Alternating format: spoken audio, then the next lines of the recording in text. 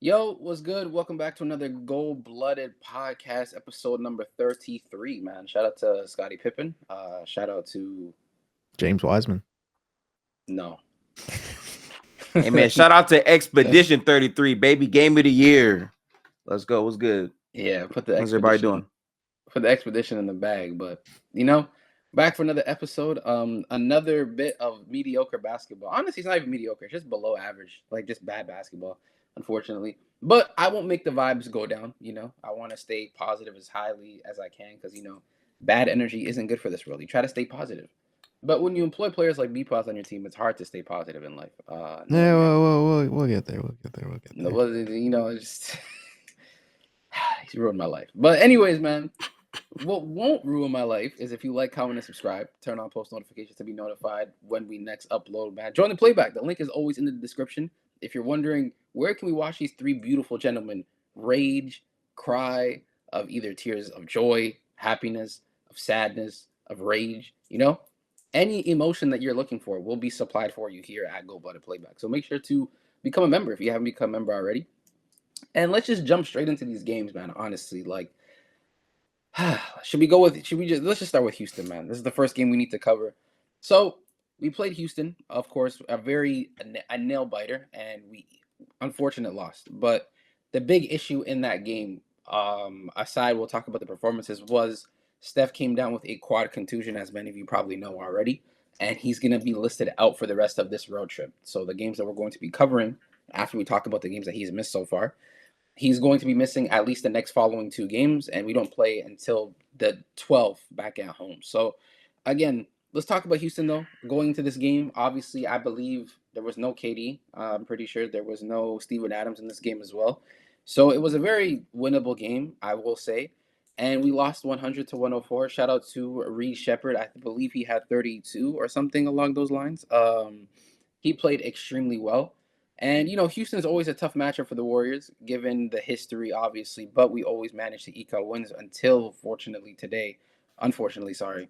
But Gifted, man, I actually want to hear from Gifted specifically on this game because I remember some of the emotions that he had during this matchup as well. So, Gifted, man, take me through how you felt about this game, bro. I mean, the way we be getting built and then slightly getting back in the games, I can't even remember the raw emotions that I had in this game. What I do remember is Reed Shepard being a man for pretty much the entire game, just really manning the offense as much as possible. I would love for you to scroll down just so I can get a refresher. Yes. I can recall everything about this game now. I surely can. Buddy Hield, 15 minutes, 0 points, 0 for 4. Getting Aiden alive on defense at times. This game was tough because Steph had a rough game, but it's the Rockets doing what they love to do, which is load up on Steph, send multiple bodies, and we are an NBA team that cannot really take advantage of it. I'm pretty sure in this game, GP2 also 5 minutes, but the one shot he missed forever rings out in my brain. Was that a missed layup? I'm pretty sure it was a missed I'm pretty sure it was. Wait a minute. Is this the same game that Moody had the ball in transition and just didn't take the layup for whatever reason? I know that's every game, but there's a lot of games like that, to be fair. I think so. I'm pretty sure that's the same game. I remember this was the game specifically where Moses Moody continuously kept getting blown by. The blow-bys. And also he shot that too was great. really bad. Yeah. Aaron Holiday. Yeah, like 4 for 16, 3 for 11. I mean, it was the Reed Shepard show, man. 31 points, 12 of 25, 4 of 12 from 3. I mean, he played fantastic. I'm not going to lie to you. I think he did a great job against the Warriors. Obviously, the guard rotation for the Warriors isn't the best, and he took advantage of it. So you have to give a shout-out to Houston coming in short-manned, not having one of their best players, if not their best player in Kevin Durant. A very huge rotational piece in Steven Adams, who does a lot of the offense and defensive work. Shout out to the old boards and D boards over there. And they came in, they did what they needed to do. They slowed down Steph, and they found a way to win. A 4-point eke-out win, but a win is a win in this league, and you take them as you can get them. But for the Warriors, I feel like it was a matter of not only just Steph going down with his injury late into that game, Just late game execution has been just horrible, like horrific for us. I think we're under 500 in clutch games, I believe, or just I believe we're under 500 in clutch games this season. And overall, we've played the most clutch games the past 3 years because most of the time it's either us trying to crawl back in a game we shouldn't be in, or we'll be winning and we end up just not scoring for 3 to 4 minutes, which has become a literal practice of the Golden State Warriors now. It's crazy because in all my life watching this team for most of the time being, we've never been a team to just slow down on offense to where we'll go 3 to 4 minutes without scoring a basket.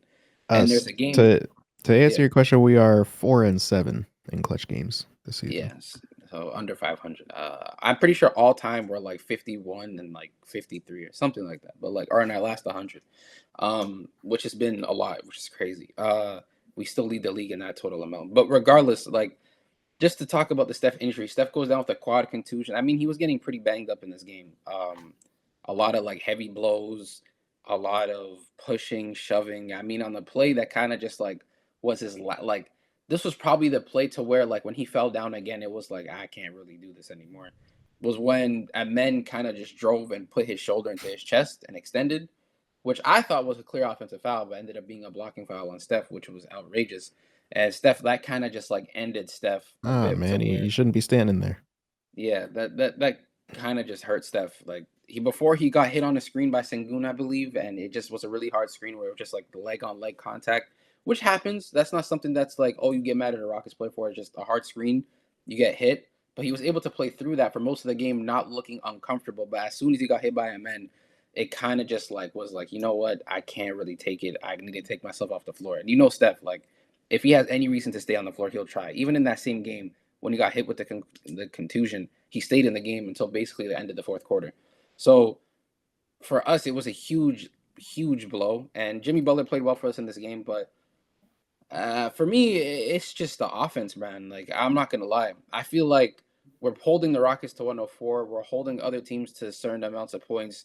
But our offense has genuinely just been one of the worst in the NBA, and it's one of the hardest offenses to watch. And it's crazy because Steve Kerr came into the league as someone who was nuanced in his offense. Now, obviously, it's been 10 years, so things can change, things can happen, and the roster isn't the best.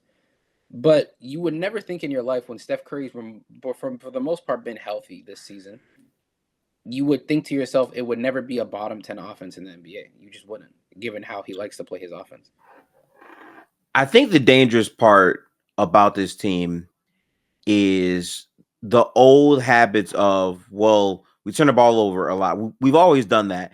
The difference, though, is we would have a good enough offense to manufacture points to match that. Now it's like, wait, we can't score in the half court. We don't score consistently in transition, and we turn the ball over. In the same game, we had 16 turnovers. By the way, Steph had 7. Not great. But it's like, with all of that in mind, it just makes it way more unbearable. And in my opinion, the age-old argument of, why are the Warriors mid? Is it offense? Is it defense? Well, when you cannot score consistently in the half court or even transition, where we're notorious for slowing it up, pulling the ball back out, not just consistently getting to a basket, you have to expend more energy trying to score, which means when you don't score, as we have not been, the other team gets to go quickly and they don't have to go up against a set defense, which makes you bleed more value. And a lot of these games, ironically, the points off turnover battle, we're losing. So it's like we have to figure out exactly how to be a more competent half-court team. And some of it is just talent. Like guys just cannot make open layups to save their life. And the more that happens, the more value that we leak. Mm-hmm. Yeah, we are this season we're 34th percentile in transition. Yeah. Wow. It's bad. Like we're 30th in the league in points in the paint, 34th percentile in transition points. Like it's just not. We just have not been. The only thing we do well is that we shoot threes, and even then our percentages are average. So like on a random night we might shoot and make a ton of threes, but offensively we just don't shoot well at all. Like that's just the matter of the situation. And it sounds really harsh. My bad. Bro, the Wizards are 0 percentile in transition. What does this team do? 0 percentile is so insane. 0 is so crazy. Like, bro, what do they do? Like, what is? I don't know, bro. I genuinely don't know what we do. We're 23rd percentile so in points per possession, which is like ranks like bottom in the NBA, obviously like bottom 7. In terms of effective field goal percentage, we're 18th percentile. Turnover percentage, we're 28th percentile. I think we're like the top 2 worst teams in the league at that. Like it's just not like good at all, man. Like on defense, we generate turnovers on defense. But the problem is that we just don't score offensively. Like our free throw rate is pretty low. Our turnover percentage offensively is really high. Our effective field goal percentage is really low. Our points per possession as a team is just not the best as well. And like even if I wanted to go into context of like the shooting accuracy for the Warriors and stuff like that, but at the rim we shoot 68% as a team, 23rd percentile, which is no good. Like short mid range, we shoot 44%, 45%. If I'm being nice, that's 19th percentile. Long middies, we shoot like it's not good at all. Non corner threes, we shoot 39.5%, which is good. And sorry, that's corner threes. On non corner threes, we shoot 33%, 33.3% as a team currently. And on all threes this season, we're 34.9. So we're not even at that 35-point threshold. There's nowhere on the floor currently as stands outside of a corner three where we actually shoot a substantial amount and we actually convert properly. So for us, it's a bit of an issue, bro. I'm not gonna lie to you. Like we just don't shoot the ball very much well. And I'm not gonna lie, it's just You okay. okay? No, you know what I just realized? I was looking at cleaning the glass when I was reading off those stats, but that's actually our defense, which I was wondering why all those numbers are low. Oh, But okay, I see. that does make sense because our defense is good. Guess what we shoot on just mid-range in general this season? Do you guys want to know? Oh God, I don't think I want to know. We're 41%. 41%, bro. On non-corner threes, we are 34.6%, which would rank the 22nd percentile in the league, which is not good. That's bottom 10. On all threes, we're literally average. We're 36.2. We're 15. So we're literally a mid 3-point shooting team. And we take the most. At the rim, we are mid. We are 66.9%. We are literally 15th percentile. Like that's impressive. That's impressive because we're not. I would have had it way lower. Yeah, we're one of the best corner shooting 3-point teams in the league at 40%. But that's all we do. That's literally all we do, bro. Like it's just.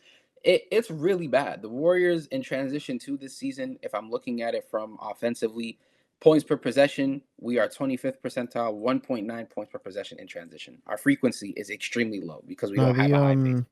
The 3-point shooting numbers were correct. We're 41% on corner threes and 34% on above the break three.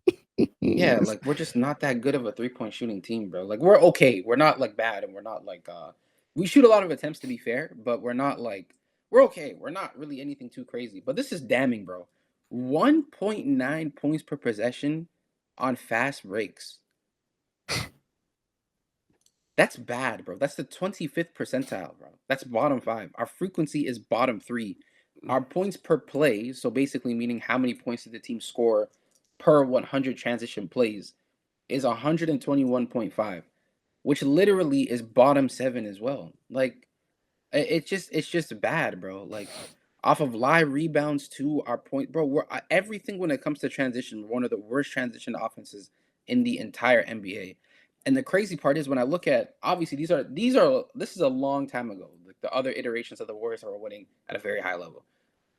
Every other iteration of the Warriors were one of the best transition teams in the league, if not the best. Points per possession in transition for 16-17. We were number 1.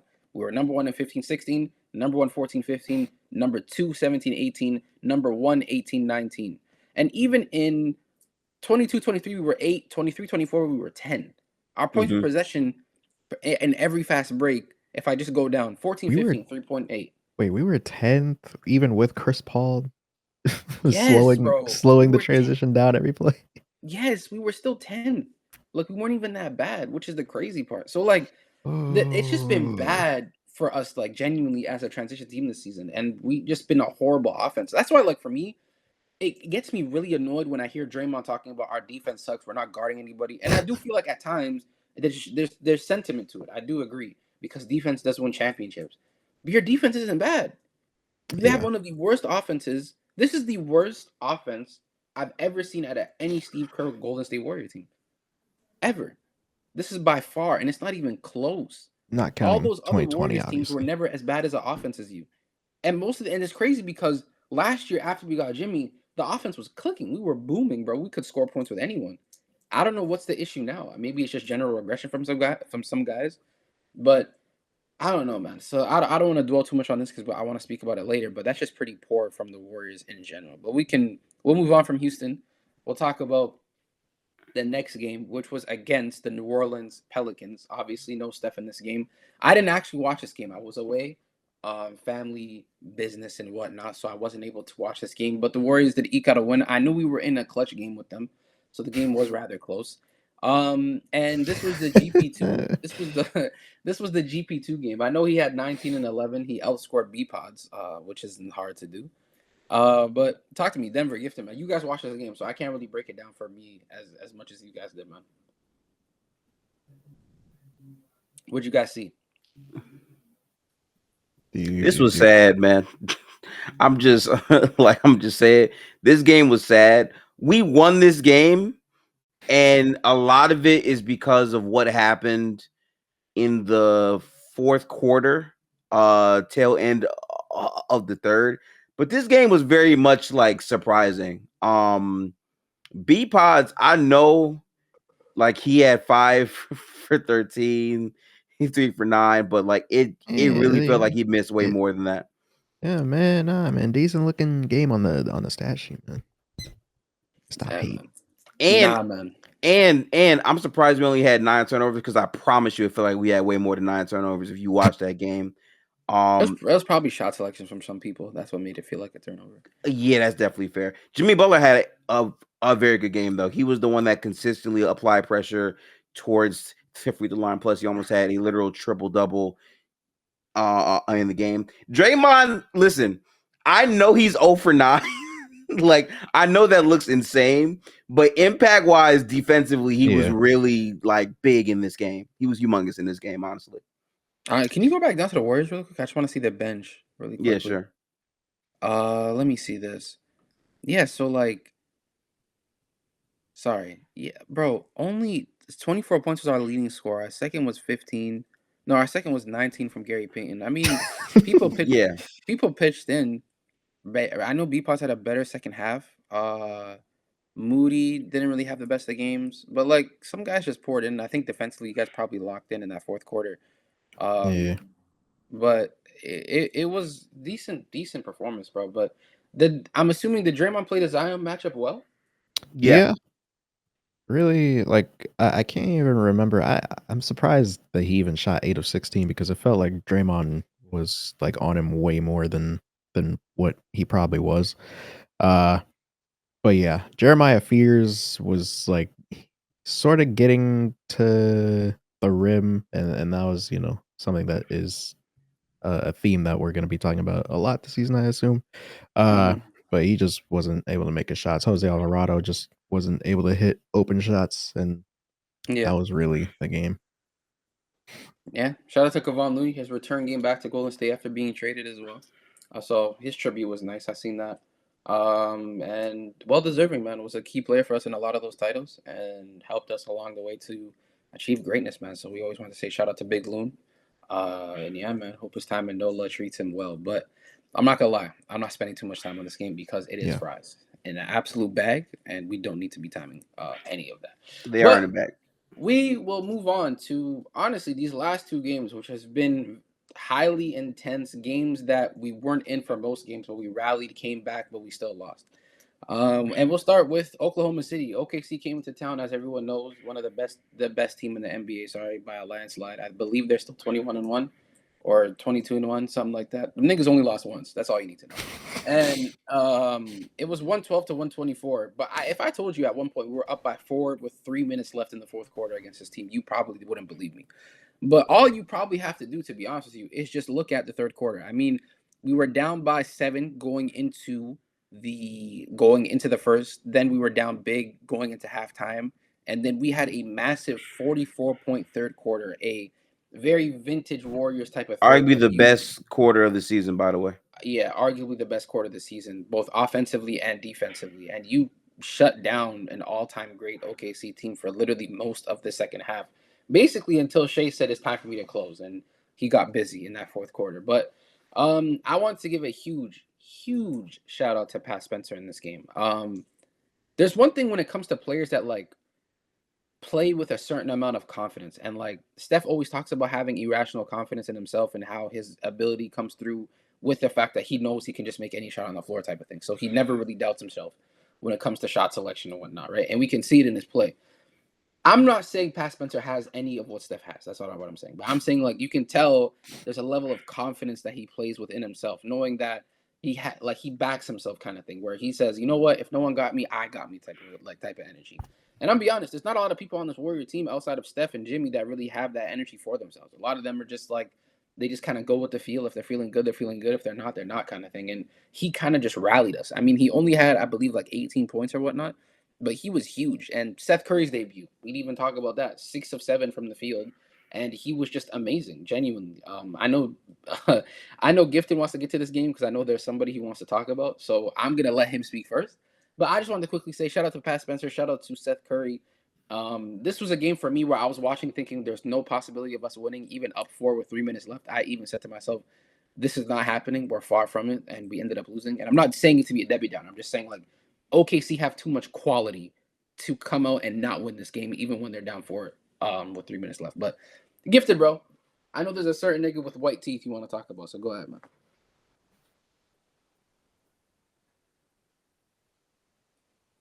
We're waiting.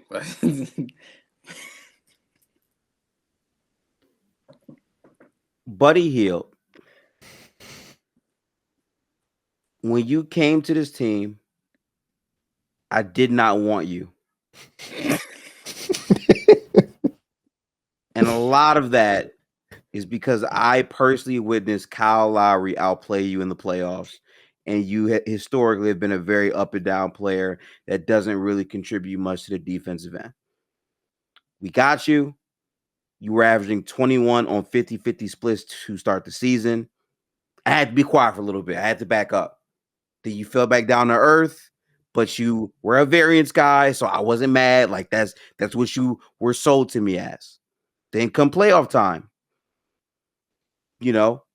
up and down. But the game 7, I will always respect your services for that because that was a huge talking point on, is Steph going to blow 2-3-1 leads? Are the Warriors going to do it again? I give you all that. Much grace, much respect. We're not going to talk about the second round of the playoffs because Steph got hurt and you just weren't that great, but you were still better than Podz. We getting to you soon.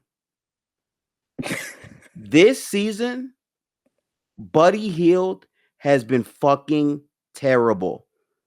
And I can't stress enough with enough emphasis on terrible. When he plays basketball, I lose all joy. And I cannot stress this enough. Like the same feeling, like anytime Steph shoots a crazy shot after he's made 2, I feel like it's 100% going in. Like I'll call the green. When Buddy Hield shoots, it's red every time. He could be wide open in the corner. It's a red contest. It's not falling. I know this. So for the Warriors to sign Seth Curry, I was excited. Why was I excited? Because I've seen Seth Curry in the past in big pressure moments outplay Damian Lillard and CJ McCollum on the road, hitting big shots. I've seen him in Philadelphia, by the way, with Ben Simmons being the leading scorer with the Joel Embiid on the floor. I've seen him be a reliable NBA player, even though he's been a journeyman for most of his career. So, of course, I like him being on the team. I had a tweet before this game. I think he's going to score 10 points because I think Seth Curry is a guy that can knock down shots. And even if he's not, he can at least dribble the basketball. Buddy Hield, if there's one thing we know, we have a catchphrase. Whenever Buddy is dribbling the ball, find an adult because we know you are not a decision maker. That's not what you do. You do not make decisions to elevate other people on the team. You are a play finisher. You either shoot the ball or you pass it because if you dribble it, bad shit will happen. We know this. Seth Curry is on the bench in this game, And all of a sudden, Buddy Hield early, oh, I can make threes now. Oh, I can be an NBA player. And it's all because the pressuring of your position is now because they added a real shooter onto this team. Right? So he's making shots early. And then he starts pressing. I got to keep making shots. Because every time he missed, he look at the bench, Seth right there feeling to get in. Let me in, coach. Let me in. Guess what happens when Seth Curry checks into the game? 5 points quick. And what does Steve Kerr do? A Warriors classic. When Curry makes some shots, sit your ass down. We're not going to keep it going. Sit down. It runs in the blood. Steph Curry or Seth Curry, you're going to sit when you should be playing. Now, how did Seth Curry finish his game? 6 for 7. Only missed one shot. And Buddy Hield missed the majority of his shot, especially in the second half. And what kills me so much about what KB said earlier when Shea came in to close, right? What I remember during that stretch is Buddy Hield shooting and missing a fuck ton of threes. And what I also remember is him being tasked with guarding Shea down the stretch. And how did that end up for us? With a fucking loss. Now, I can't be too upset because this was a game that we expected Belden. A lot of people expected them to lose, but I was arguing with KB like, listen, there's a chance. Like, it might be very, very, very small, but there is a chance that like they play down to competition because I've seen our team in our great seasons play down to competition crazy and we lose a game. Maybe it could be some fluke thing that we get off. And right when we're in the moment, Buddy Hield's teeth looks at me in my eyes and says, don't worry, I'm going to fuck this up. And that's what he did. So it's very annoying. And it's so annoying because Buddy Hield is starting to take the limelight away from Podz, which we're going to have a whole other conversation on because he's been equally as disappointing, arguably more because some people expected more from him, even though I kind of felt like he's been Ben Simmons for a while. But we'll get to that later. Buddy Hield, I appreciate what you did in Game 7. It's time to sit down. The fact that Melton came back, debut better than you two is bad, bro. So that's my take on it. I know that I talked for like a long time, but I had to get it off my chest. The OKC game is still spinning in my head. All right, so we'll jump back in here. All right, so KB, if you had to guess, what would you say? Actually, should we do the off numbers gifted first or the on? Off. Okay. If you had to guess, what would you say our offensive rating is with Buddy Hield off the floor? I know it'd be better, but I don't feel like it'd be. What's the average offensive rating in the NBA? Like 116? Yeah, like somewhere around there, yeah. Like 115, 116. I'll say like 118 when he's off. So it's a little couple points off. So we have a 113.5 offensive rating with him off the floor. Oh, so we're still ass regardless. Okay, fair. I mean, yeah, below the average. But I mean, all right. So what do you think it is when he's on the floor? It's the one. 108. 106. 106? Yeah, 106.1 offensive rating with him on the floor. Okay, wow. What was the other stat? Let's get to the other stat. Defensive rating, we have a 106 with him off and a 117 with him on. Wow. so KB, so literally on both ends, there is no positive. There is no positive. So I was because I was on Twitch yesterday just looking at some stuff and I figured that out and I was like, dude, what? Yeah.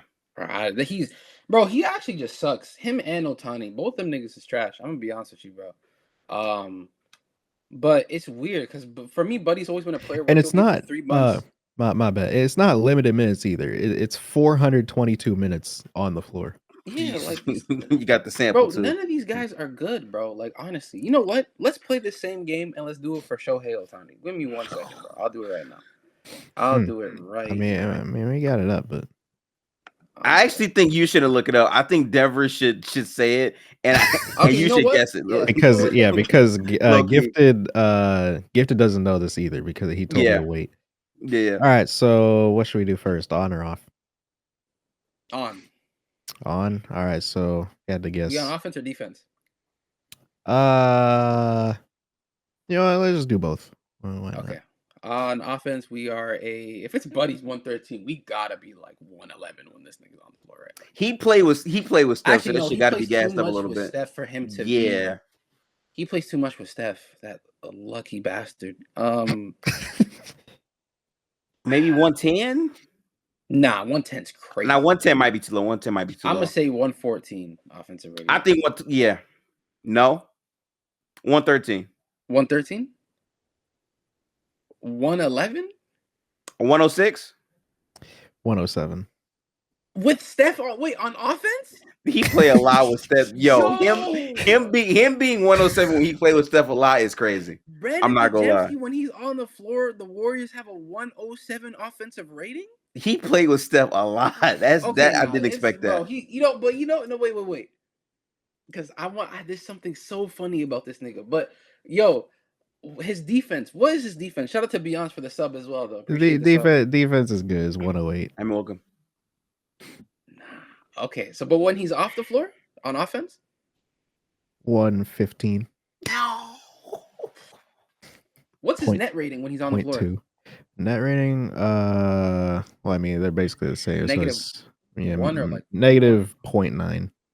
So -1, basically. Yeah. Okay. So the same. This is funny. The same player who was basically living off of plus minus for the first 3 years of his career. When the plus minus is out the window and people can now really see how bad he is. Like, bro, I've been saying this for years. Brandon Podziemski is not good at the sport that we love to watch. He is not good a scorer. He's not a good defender. He's a good rebounder. He's the okay passer. That's it. His shooting is inconsistent. His scoring is actually one of the worst I've ever seen from a guard who averaged like 18 in college. Like, I've never seen a guard thrive when it comes to college scoring, come into the league and become dog shit. And then has the audacity, the gall, the cheek, the absolute ill will to say something about, I want to be better than Steph Curry. Can you first be better than Will Richard? Can you first be better than Pat Spencer? Can you first be better than Seth Curry? Can you be better than your counterparts in the draft? Let's not shoot and aim for the stars and aim for a Lamborghini when the car that you drive is a Toyota Yaris, a 2004 Toyota fucking Yaris, bro. So, like, that's the thing that really pisses me off about him, because we get on here every week. We talk about the Warriors. We talk about the issues. Kuminga gets berated and stuff like that, which to some degree is fair because he's been poor as well. Yeah. But his situation is a lot more complex than someone like Podz. I watched Moses Moody get berated. I watched Jordan Poole get berated and held to higher standards after he got paid. And I felt like to some degree he still gave us some level of standard, especially when Steph was out. I seen Clay post-injury get berated. I seen Draymond get berated. But for some reason, this specific player has been dodging absolute criticism for the past 4 seasons, and I genuinely don't understand why. He went from statistically one of the best rookies in the league, I will say that, to one of the worst players in the NBA in a matter of 3 years. And Warriors fans, for some reason, continue to get on whatever social media platform they want to get on, whether that's Playback, Instagram, Twitter, Facebook, if they're older niggas. It doesn't really matter. TikTok, it doesn't matter. Like, they will get on whatever app and continue to spew lies and cope within themselves about how Brandon Podziemski can be really, really good. And he doesn't get enough reps like Austin Reeves. That's why he's not been able to put up the numbers that he has. I watched him against Miami. I watched him against Philly that we haven't spoken about yet. I watched him against OKC. I was watching these games. In that Minnesota series. Something you can give me a second, Gifted. There's one thing you can tell when it comes to basketball. You can tell who has that it factor, who has that pizzazz or some level of like, you know what? I can sense stardom in this player. Bro, the only thing I sense from Podz is that he doesn't shower. That's it. Because the brother stinks. I'm going to be completely honest with you, bro. And I mean that like as a metaphor, not he physically smells bad, because I wouldn't know. But I'm saying like he's not good. That's my whole point. And it's time to start talking about it more, bro. I will say this. I did not watch Podz film as much as KB did. So me coming in, I'm like, all right, we'll just see what it looks like. And I remember off the first 3 games that we streamed to Goldblooded, I'm like, yo, he's ass. Like, I don't like him. And like, I just remember vividly my main point in that was, again, like his hesitation to score, like his fear of the basket, like him not wanting to simply catch and shoot despite being a phenomenal shooter in college. That's what was killing me. And I think the reason why he doesn't get that much of a beration is because he's a shy player that doesn't shoot enough tour dates. He's always going to be like somewhat efficient, and he gives you the idea of defense because he gets charges and he's like this fake IQ player. And like the thing about him too is he doesn't turn the ball over OD. So like it's not like overtly bad, but like if you're watching possessions, a guy that just turns the ball over is one thing, right? A guy that cannot get by his defender, so he picks up his dribble, moves his foot, drains 6 or 7 seconds off the clock, and then gives the ball to Kuminga or Moody. And now they have 6 seconds to operate, and they make the bad shot that is shown in the box score. They will get that more than him because technically speaking, he didn't do anything that shows up in the box score. I think a lot of it is people just are not seeing the process. He is the definition of a stuck player. When he gets to a spot, he's stuck. He does not have the confidence to go through. And that's what makes it sad, by the way, because Patrick Spencer, a two-way player, is coming in saying, you know what, I want to score. Fuck it. Like, I will take a fadeaway over Shea and make it. I'll do that. And Like, on it's that just- note, I feel like that's the perfect segue into the Sixers game. Because because I rewatched the fourth quarter, and the offense with Pat Spencer running the show was actually it was actually so insane to see how just well the offense was moving with him as the primary ball handler.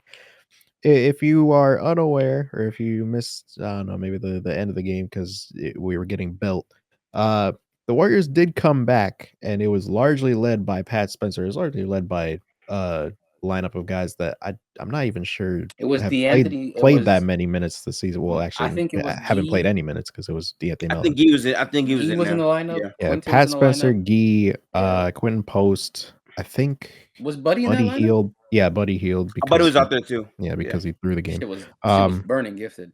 Yeah.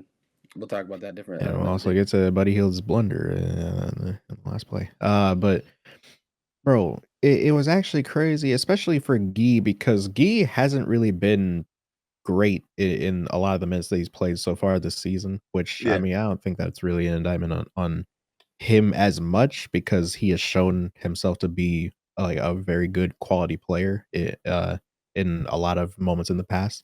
But that lineup specifically, it was one of those situations where they were on a run and they literally were just like, okay, we're just gonna rock out with this lineup for the rest of the game. So no Podz, no Kuminga, and no who else was it? I forget who. Moody wasn't on the floor as well. Was he not? Oh yeah, he wasn't. And Draymond got hurt. Yeah, no that's Will. what it was. Jimmy wasn't there. Well, no Will, meaning he wasn't playing in the fourth. Jimmy wasn't there. Draymond got hurt in the game. His foot sprained. Got reactivated. Which, by the way, we'll talk about. He left the game in a boot. Yeah. Well, so just to piggyback off of your point, like Pat was ridiculous, bro. Like he was sensational, and I thought Quentin defensively was good in that fourth. Guy Santos, it was some similarities with OKC. Like they just didn't want to go out without a fight, which I can respect to a degree. Like those type of losses where you don't want to go out with a fight and a few mistakes lead to a loss. It's like it hurts because you came back, but I can respect it with OKC a lot more than I do with Philly. But I can still respect it to some regard. Now, in terms of Philly and how that ended, man, it was really bad because at a point we were up by 4. And there was so much stoppage of plays where, for me, I felt like there was so much opportunity for you to just drop a play to get the ball inbounds. And for some reason, the Warriors struggle. It's always the worst teams in the league that struggle with the most basic things. Layups, not turning the ball over, and inbounding the ball. And for some reason, somehow, some way, we managed to put ourselves in a situation where we're up and we're inbounding, and you'd think most of the time we're just gonna go get the ball. You know what I mean? But no, that wasn't the case. Literally, they got the ball. We just couldn't inbound the ball even after a timeout, and it was annoying because Tyrese Maxey then came down on the other side of the floor, airballed the jump shot, but then no one boxed out a man who leaked out for an offensive BJ. putback. Then I believe it was I don't know who did it, but someone threw a touchdown pass. That was a really good pass. I think it was Buddy Hield. Yeah, he threw a touchdown pass to DeAnthony Melton. It was a good pass too. I thought he was just gonna gather and go Literally, for a dunk. that was the most perfect pass I've ever seen him throw. Yeah, Literally, it was a very perfect pass. So I'm thinking, you know what? He has space here. He might be able to take a step and gather and try to take a layup. And he just got swatted. Shout out to Maxey, VJ Edgecombe. They did a great job on transition for that block as well. But bro, it was just a really tough loss. But again, I'll be honest, we just looked insanely better when Podz wasn't on the floor. That was my biggest takeaway. Like when he wasn't on the floor, we looked really, really a lot more sustainable, a lot more functional. We looked like we knew what we were doing a bit more, and it's another. I mean, Podz was a -20.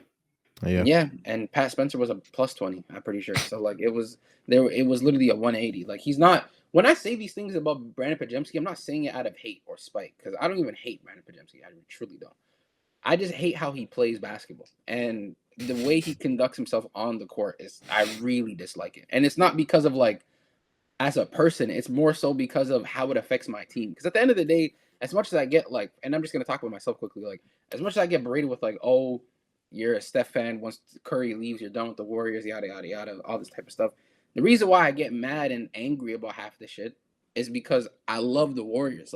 I like to see my team win. I like to see my team thrive. I always stand by you always play for the badge or the logo, and the logo meaning the Warriors logo. You know what I mean?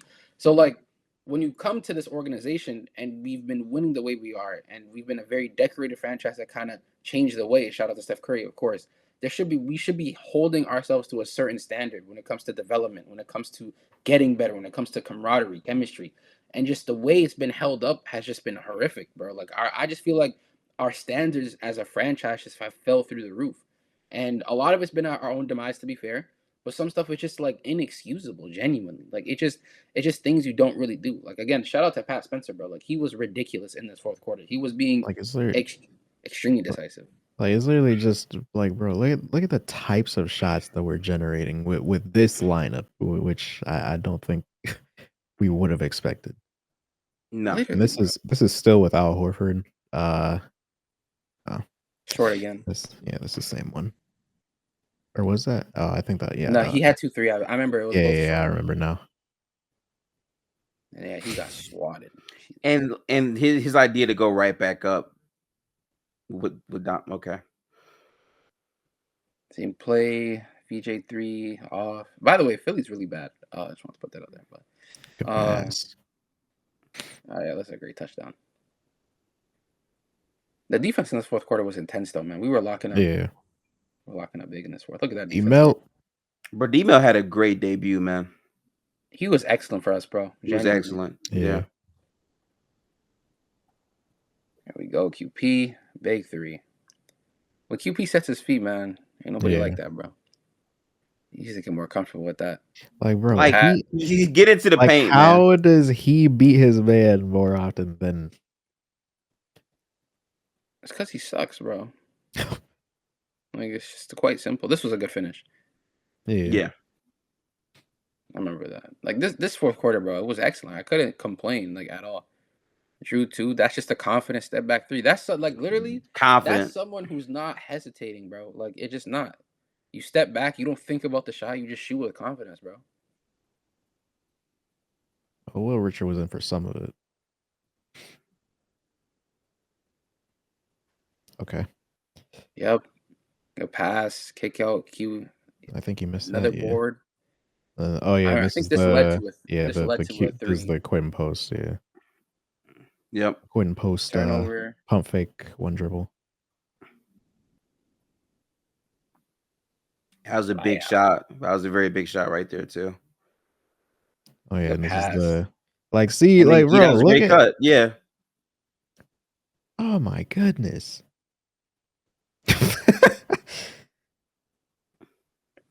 I mean, a good takeaway from this is that maybe we found something in a way. Yeah. Like Yeah.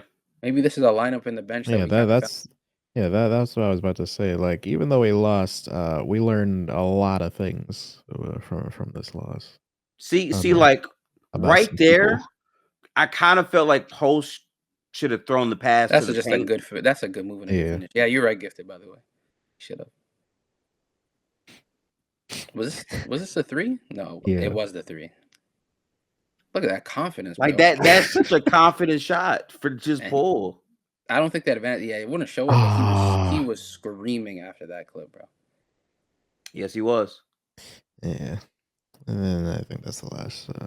So then it would be the block. so like what irritates me the most about this game though is Seth Curry played 14 minutes. He had 0 points, but I swear to God, like the presence Really? on the he played 14. Yeah. I wouldn't have Yeah. known. He played 14 minutes. He had 0 points. He was a +8. Podz a -20.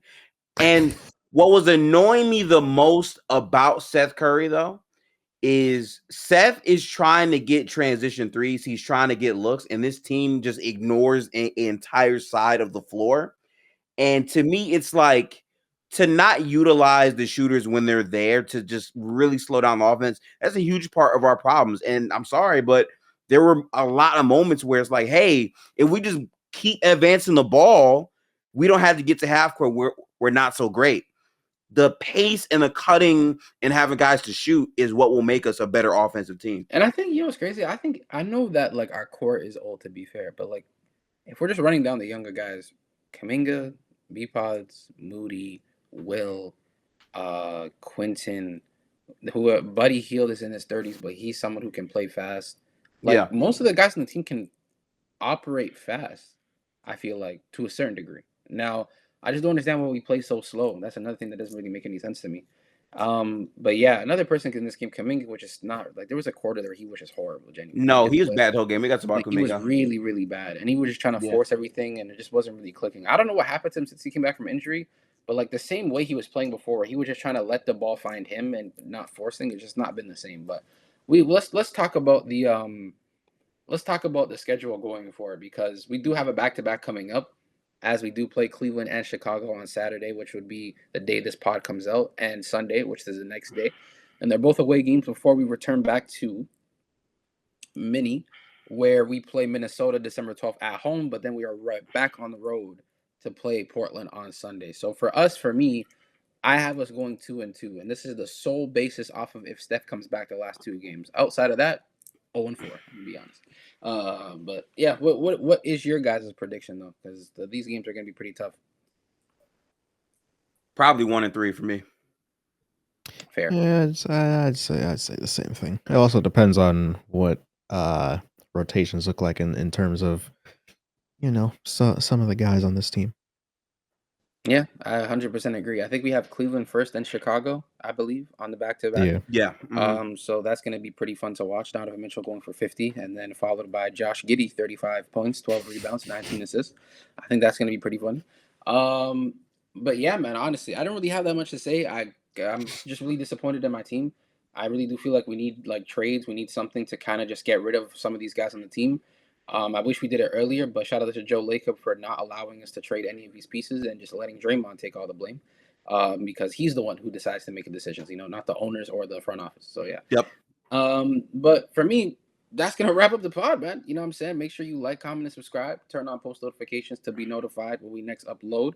You know what I'm saying? Hopefully next week when we come back, it'll be more of a positive result, more positive. Oh yeah, and speaking of which, Draymond did not miss the birth of his child. I keep seeing that. Yeah, his child has not been born yet. He has not missed anything. He was talking about the idea of the situation, but people don't read or write.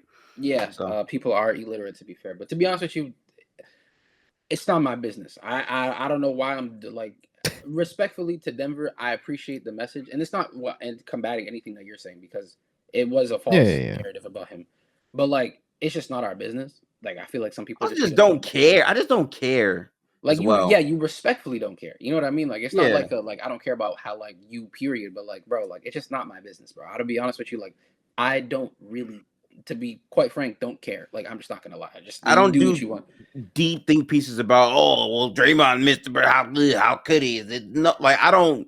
It's not my place to be on all their shit. I'm just worried about Podz playing basketball and Buddy Hield being fucking terrible. That's my business. No, you and Podz being terrible. But anyways, though, make sure you like, comment, and subscribe. Turn on post notifications to be notified when we next upload, man. Make sure to join the playback link in the description below.